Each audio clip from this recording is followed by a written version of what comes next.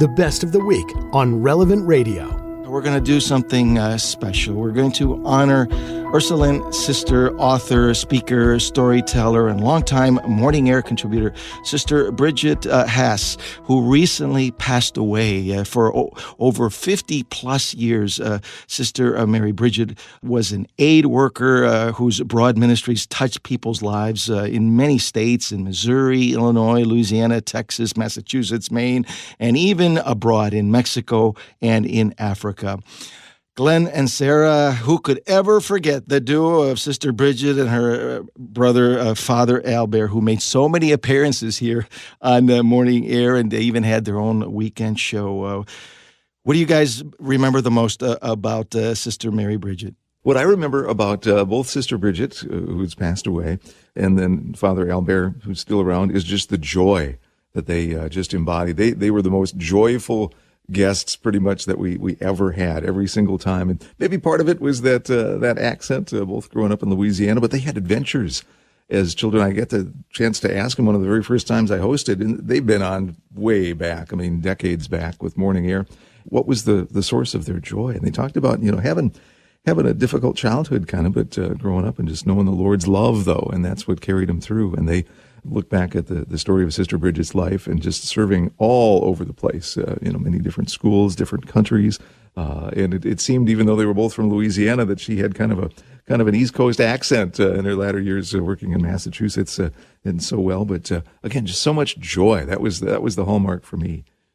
Yeah, no, there's just not enough words and not enough time to really express what, an amazing person that she was. And really, she was very present with you. I had the honor of being able to have many times where we were able to have conversations face to face, even though she lived in another state. Whenever she was in the Chicagoland area, we would meet up because I had the privilege of helping to record their weekend show.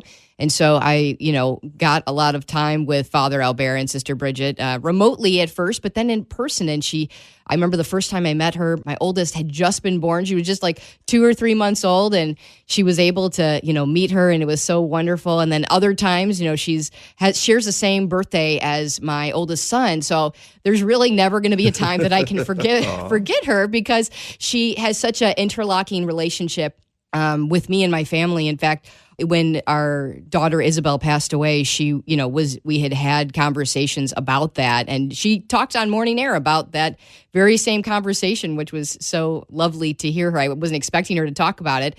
And then when my youngest daughter was born, I asked for her guidance. I said, what should we do with naming her? I don't know what to do. And she, she said, I always put all of your prayer intentions, all of your pictures and things you sent, I put them in my prayer box, and, tell Mary to take care of them. So name her after Mary. So we did put, her middle name is Marie. So we did name her after Mary in honor of Sister Bridget's suggestion.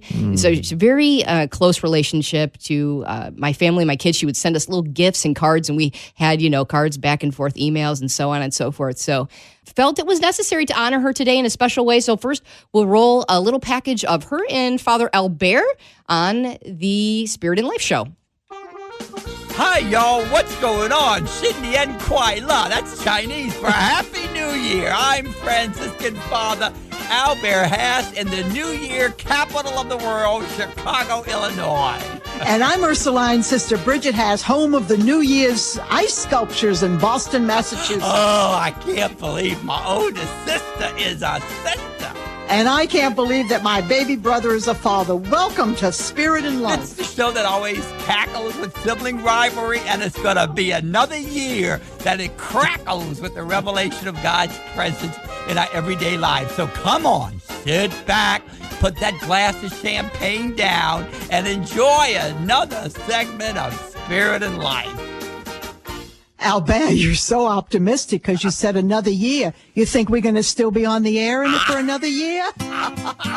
There were these two guys, and they see a little old lady. She's holding her rosary, and she's kneeling in prayer so devoutly.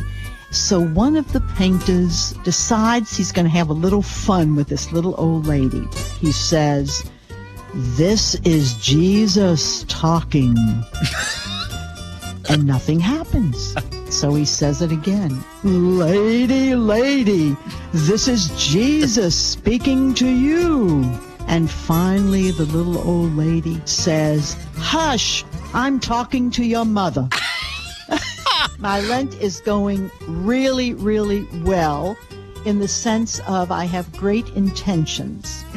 Now, when we talk about success, we have to leave all that to God, and we don't put that on the public airways. In other words, you're not being faithful to your Lenten penance. That's fine, I'm trying to be faithful. We want to conclude with our last parable that we've been reflecting on. So if you don't mind, Bridget, I'm going to read it. No. No, what? I don't mind. Oh. No. I say all tracks lead to the promised land, but we're on different trains sometimes, you know. All leading to the path of holiness and love. Oh, now she is preaching. She is preaching to the baby brother who's a father. You never know what I got up my sleeve. And that is the truth. You just never know. But, you know, she had so many great honors. And one of the greatest honor that she felt was when she was on the NBC Nightly News with Brian Williams, their Make a Difference segment. And here's a little taste of what that sounded like.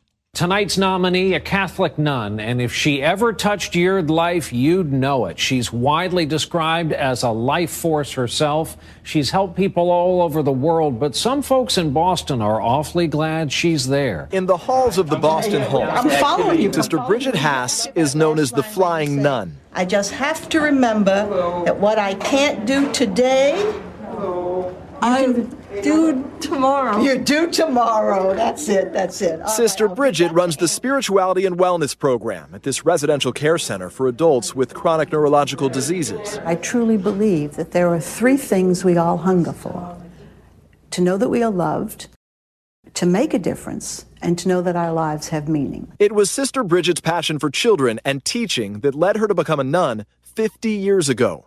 She's taught first graders in the mountains of Appalachia, English to kids in Mexico, and during Africa's devastating famine in the mid-1980s, she fed starving children in Sudan. We know where we stand, don't we, Bob? These days, here at the Boston home, Sister Bridget, herself a breast cancer survivor, remembers when she was the one in need. When I came back, they would look at me and they'd say, Sister, you know, you kind of look tired. If you want to sit on my lap, I'll row you back to the office.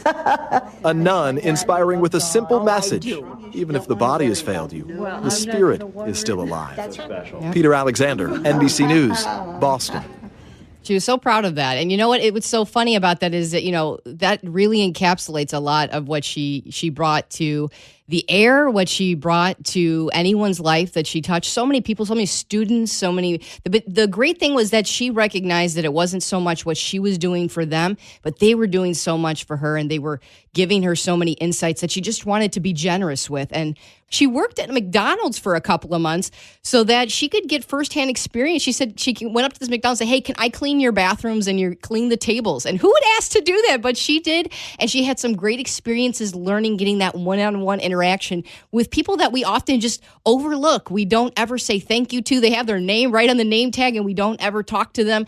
And so it just, whenever you're in the McDonald's or in a store, in a restaurant, she wanted to make sure that we thought about those people and made sure to say thank you to them. So whenever you're out and about and you see someone that no one seems to be paying attention to, think of Sister Bridget and maybe do that. And one thing I thought was so wonderful about her is this conversation she had about the autumn of her life. I decided that I'm in the autumn of life. The trees are beautiful, but the leaves are falling, and winter's going to come. And I didn't want to be a whiner on my deathbed. I didn't want to be saying, oh, there was something I really wanted to do, God, and I didn't get to do it. God's going to say, you know what, Bridget? You had time, and you just didn't do it. One day, I was washing dishes in the convent kitchen, and all of a sudden, I saw it. I would go to 3- and 4-year-olds in preschools and tell stories and get them to interact. And she did that. She actually came to my kids' preschool and did that.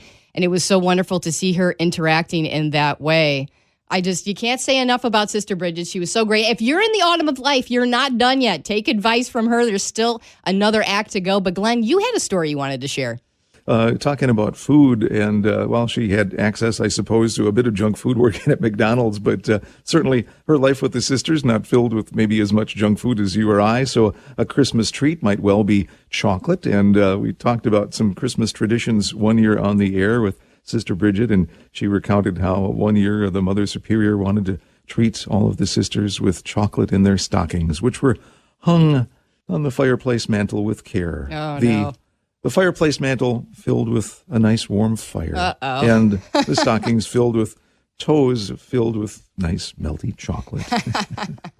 What a great image. I know, Glenn, you appreciated Sister's joy. I loved her sense of humor. I mean, she was like a natural comedian along with her brother. The two of them really could have had a stand-up show. They were remarkable, and we're gonna miss Sister Bridget tremendously. And so I'm glad we had a chance to honor the sister who was known as the Flying Nun to some of the kids back in the Boston days. Sister Mary Bridget Haase, may she rest in peace.